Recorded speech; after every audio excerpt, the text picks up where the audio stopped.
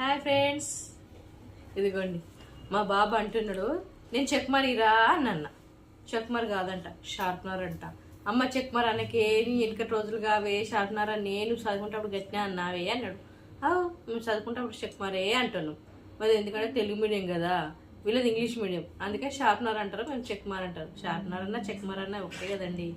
ఏది కానీ పెన్సిల్ ఇదేమేమో చెక్తో షా అని మేము అనేది, వీళ్ళేమో షార్ప్గా చేస్తారని వీళ్ళు అంటారు. వీళ్ళకి ఆదివారం వచ్చినా రైటింగ్ అయితే అయిపోతలేదు. మేమైతే సండే వస్తే ఏం చేస్తారని తెలుసా, శనివారం నైట్కి ఈ రాత్రి అయినా సరే నిమ్మలాగా కూర్చొని మొత్తం రైటింగ్ అంతా రాసుకొని వండుకుంటాం. తెల్లారంగా పురుసతగా లేచి మంచిగా పొద్దున్నే మాకు టిఫిన్స్ ఏం లేవండి, మంచిగా బ్రష్ చేసుకొని స్నానం చేసుకొని తన్నం తిని దోస్తు వాళ్ళ ఇంటికి పోయినామంటే ఒక 6-7 ఉన్నాం మా ఫ్రెండ్స్. వాళ్ళ ఇంటికి పోయి దావుడు ముత్తలు ఆడేది, నారాళ్ళాట ఆడేది. మధ్యాహ్నం వచ్చేది మళ్ళీ ఇంత తినేది, సాయంత్రం 4 గంటలకు దూరదర్శన్లో టీవీ. అప్పుడు దూరదర్శనే ఉండేది, ఈ కేబుల్ కలెక్షన్లు ఏం లేవు. దూరదర్శన్ సినిమాకి 4 గంటలకు పోయి ఎవరి ఇంట్లో టీవీ ఉంటే ఇంట్లో కూర్చొని చూసి మళ్ళీ వచ్చేటాను. మళ్ళీ వచ్చేమన్నా చదువుకుని ఉంటే ఆదివారం చదువుకునేటోళ్ళం. రైటింగ్ మాత్రం అస్సలే పెట్టుకోపోయేటోళ్ళం.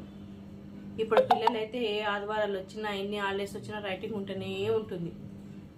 ఏమంటారు చూడండి, చదువు సారడు బలపాలు దోశలు అంటారు కదా, అట్లుంది ఇప్పుడు పరిస్థితి.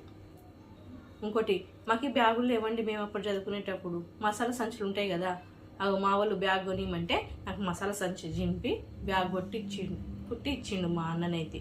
అదే మీద చేపెట్టి తప్ప ఎంత బాగుంది ముడుచుకుంటా పోయినా నేనైతే. ఇప్పుడు మా పిల్లలకైతే 5th 6thకే 6-7 బ్యాగులు మారినాయి. ఏంటిదో విచిత్రం. అప్పటి చదువులు వేరు, అప్పటి లెక్కలు వేరు. ఇప్పటి చదువులు వేరు, ఇప్పటి లెక్కలే వేరు.